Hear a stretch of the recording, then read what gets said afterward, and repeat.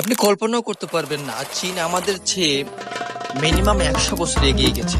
আপনি তার স্ট্রাকচার গুলো না দেখলে, তার দেশের কালচার, তার দেশের রাস্তাঘাট, তার দেশের ডেভেলপমেন্ট যদি আপনি নিজ চোখে না দেখেন, তাহলে কল্পনাও করতে পারবেন না যে চীন এত দূর পর্যন্ত এগিয়ে গেছে। প্রযুক্তির সমাহার তার দেশে গেলে আপনি দেখতে পাবেন। আমরা চীনের সেই গুরুত্বপূর্ণ জায়গাগুলো দেখব, ঘুরবো, সাথেই থাকবেন। এখন আমাদের গন্তব্য হচ্ছে শ্রীমঙ্গল রেলওয়ে স্টেশন। আমরা ছুটে চলেছি সকাল সকাল স্টেশনের দিকে।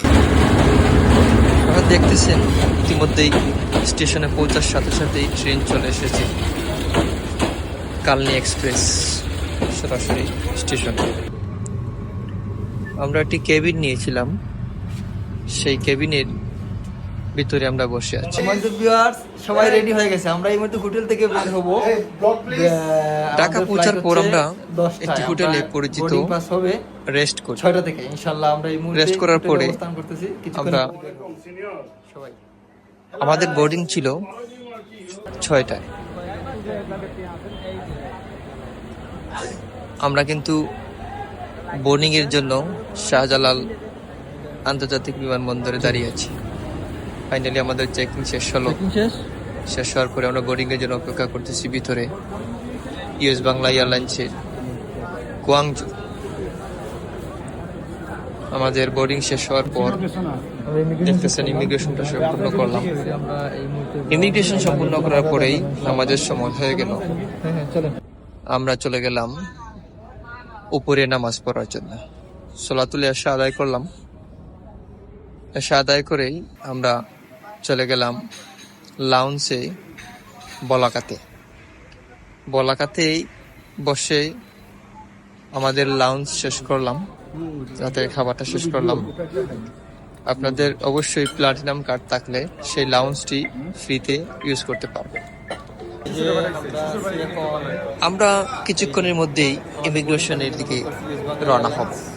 কিছুক্ষণের মধ্যে আমাদের বোর্ডিং শুরু হবে। ফাইনালি আমরা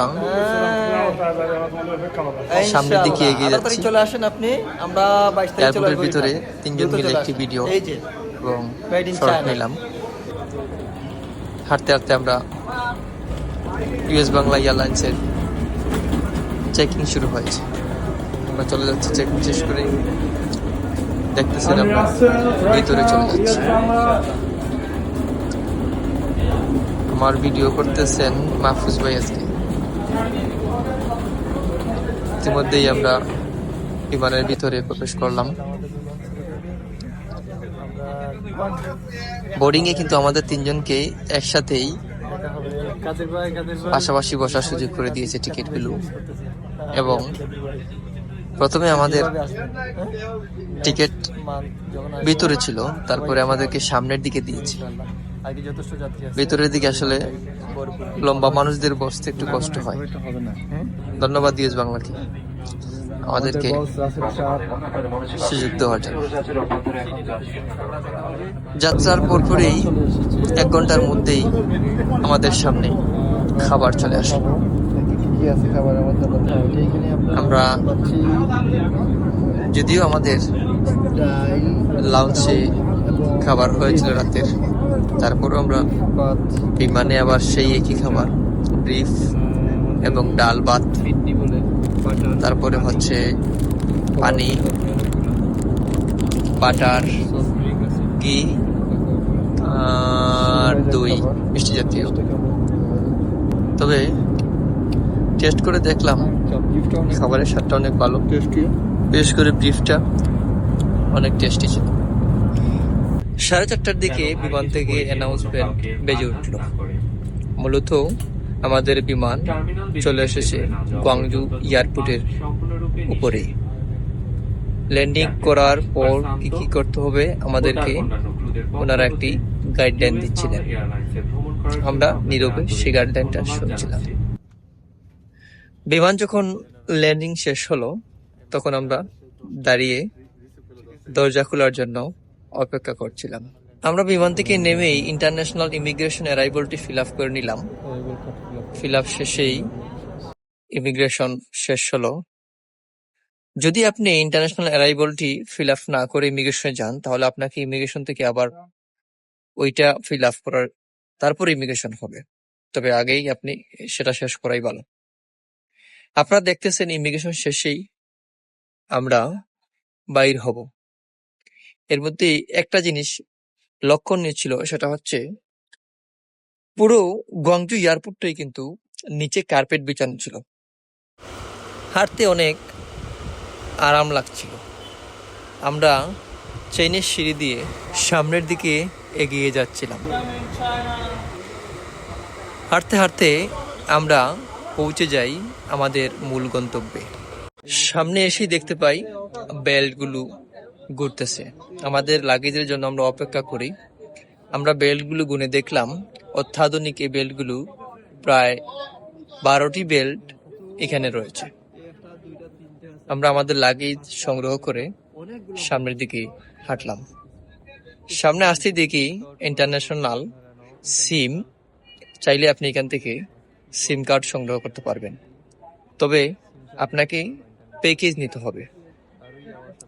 প্যাকেজ নেওয়ার ক্ষেত্রে এখানে 200 ইউয়ান আপনাকে 1 সপ্তাহের প্যাকেজ সংগ্রহ করতে হবে।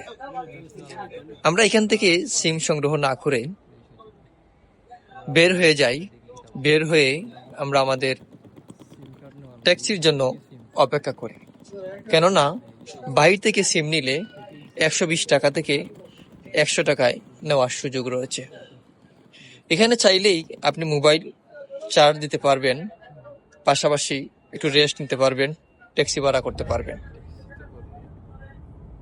এখান থেকে আমরা একটা ট্যাক্সি নিলাম। ট্যাক্সি নিয়েই আমরা আমাদের হোটেলের উদ্দেশ্যে রওনা দিলাম। রাস্তায় যেতে যেতে দুই পাশে চায়নার স্ট্রাকচারগুলো দেখছিলাম। কি সাজানো গুছালো পরিবেশ। বিল্ডিংগুলো লাইটের আলো জ্বলছে, ফ্লাইওভারগুলোতেও লাইটের আলো জ্বলছে, আর রাস্তায় আলো ঝলমল করছে। এখন সময় 5টা 26। আমরা যখন ট্যাক্সি নেই চায়না টাইমে, চায়না অর্থাৎ সকাল 5টা 26। আমরা এখান থেকে আমাদের হোটেলে যেতে সময় সর্বোচ্চ 30 মিনিটের মতো লাগবে। গাড়িতে বসে গল্প করছিলাম আর চায়নার বিল্ডিংগুলো দেখছিলাম। আমরা একে অপরকে জিজ্ঞেস করতেছিলাম যে আসলে এই বিল্ডিংগুলো তৈরি করতে চায়নাদের কতদিন সময় লাগে। এই আলাপচারিতার মধ্যে দেখতে পেলাম আমাদের উপরে ফ্লাইওভার রয়েছে। সেই ফ্লাইওভার উপর দিয়েই মেট্রো চলাচল করতেছে, আর সেই মেট্রোগুলোই খুব দ্রুত গতিতে চলাফেরা করে। আমরা হাইওয়ে কাছাকাছি চলে এসেছি। এয়ারপোর্ট থেকে বের হয়ে আমরা হাইওয়েতে চলে যাচ্ছি। হাইওয়েতে গাড়ি ওঠার পরেই এই গাড়িগুলো মূলত 90, 120, 200 কিলোমিটার স্পিড পর্যন্ত এই গাড়িগুলো চলে।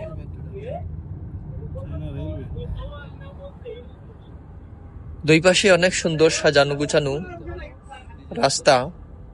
দেখলে মনে হবে আপনার আমরা হয়তোবা চীনে থেকে মিনিমাম 100 বছরে পিছিয়ে রয়েছি।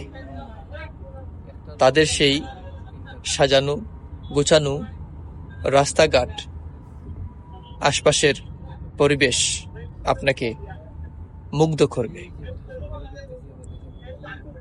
আমরা প্রায় আমাদের কাছাকাছি চলে এসেছি।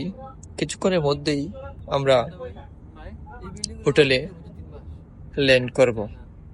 আপনারা দেখতেছেন আমাদের গাড়ি প্রায় হোটেলের কাছাকাছি চলে এসেছে।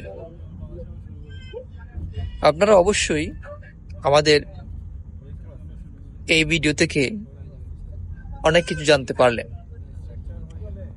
বাংলাদেশ থেকে চীনা এয়ারপোর্ট পর্যন্ত, ইমিগ্রেশন থেকে শুরু করে খাবার দাবার, অনেকগুলো বিষয়ই আপনাদের সাথে আমরা শেয়ার করলাম। আমরা ফাইনালি আমাদের হোটেলে চলে এসেছি, দেখতেছেন। আমরা রেস্ট করব, সেই হোটেল থেকেই পরবর্তী গন্তব্য শুরু হবে আমাদের।